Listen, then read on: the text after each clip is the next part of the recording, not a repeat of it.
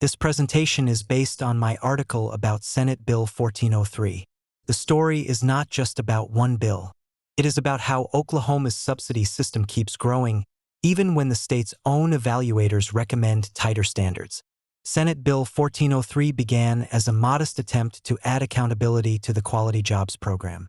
By the time it came back from the House, the main reforms were gone, more industries had been added, and no one had produced a meaningful estimate of what the changes could save or cost.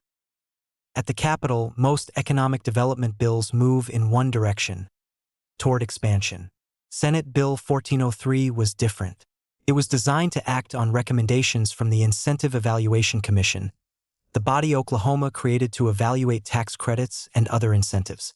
The bill started from a simple premise. If the state's own evaluator identifies weak points in a subsidy program, lawmakers should be willing to fix them. That should not be controversial. It should be the normal way government does business. Senator Dave Rader's bill tried to put two recommendations into law. First, for new applications beginning after January 1, 2027, a company would have to meet the average wage in the county where the jobs were located. Second, the bill required companies to file their first rebate claims within 1 year. The filing provision applied across the standard, small employer, and 21st Century Quality Jobs programs. These were not dramatic anti-business changes. They were ordinary protections for taxpayers. The Senate Economic Development, Workforce and Tourism Committee approved the bill by a vote of 10-0. The full Senate later passed it 32-15. Support was bipartisan. Senator Julia Curt voted for it, and so did Republican Senate President pro tempore Lonnie Paxton. That matters because it shows reform was politically possible. Lawmakers from both parties were willing to say that when Oklahoma's own evaluator identifies weaknesses in an incentive program, the state should respond. The reforms mattered because Quality Jobs is not a symbolic program. The standard program can pay a qualifying company up to 5% of its new taxable payroll for up to 10 years. Under current law, an employer in a higher wage county can sometimes qualify using a lower statewide wage threshold.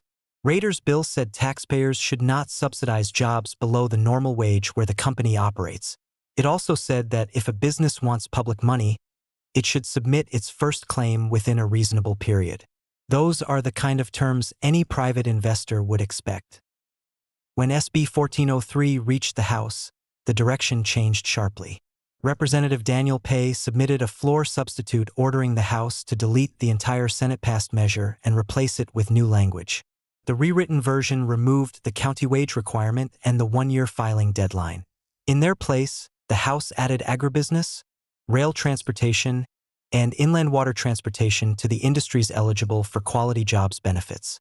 The Senate's own later analysis said the House amendments completely replaced the engrossed language. The House version did preserve one accountability measure. It allowed the Department of Commerce to remove a company that failed to submit required annual reports within 3 years of its start date.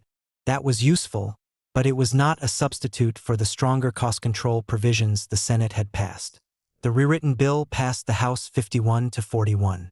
House Speaker Kyle Hilbert voted for it. Representative Chris Banning of Bixby voted no, and he deserves credit for refusing to support the bill after the main reforms had been stripped out and eligibility had been expanded. The original Senate reforms never became law, and neither did the House expansion. After the House amendments were returned to the Senate, there was no recorded final action accepting them. But the episode still matters because it revealed the machinery of the shadow budget. A reform measure enters the legislative process. The safeguards are negotiated away. More industries are added. And the public still does not receive a meaningful estimate of what the changes would save or cost. That is a pattern, not an accident. The Tax Commission's revenue impact statement for Rader's original bill projected no revenue change in fiscal years 2027 or 2028 because Quality Jobs programs are designed to be revenue neutral. But that was only the narrow revenue question. The statement did not estimate how many companies would fail the higher county wage requirement, how many delayed claims would become ineligible, or how much the state might avoid paying. It even cautioned that it was not an estimate of the bill's overall effect on the state budget. so the fiscal analysis answered the wrong question. The problem became even more obvious after the House rewrite.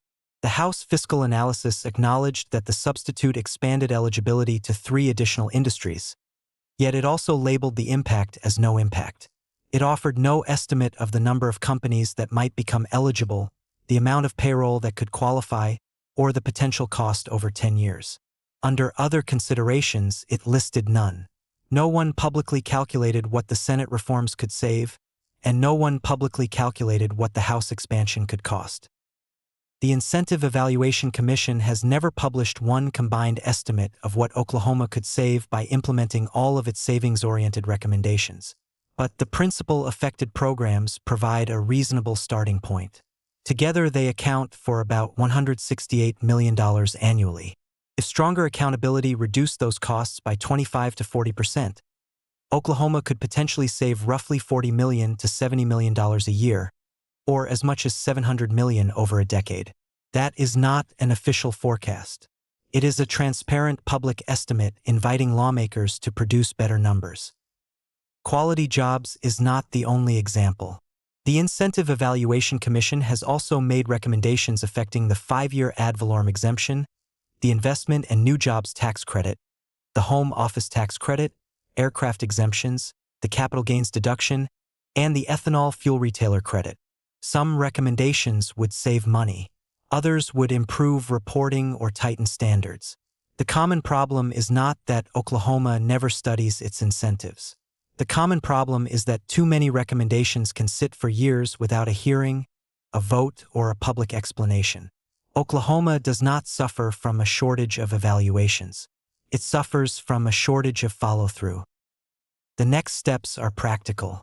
Every Incentive Evaluation Commission recommendation should receive a public legislative hearing within 1 year.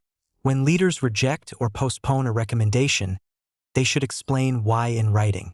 No incentive should be expanded without a 10-year estimate of its maximum cost, the likely number of recipients, the required jobs and wages, the public cost per permanent job, and the provisions for recovering money when promises are not met.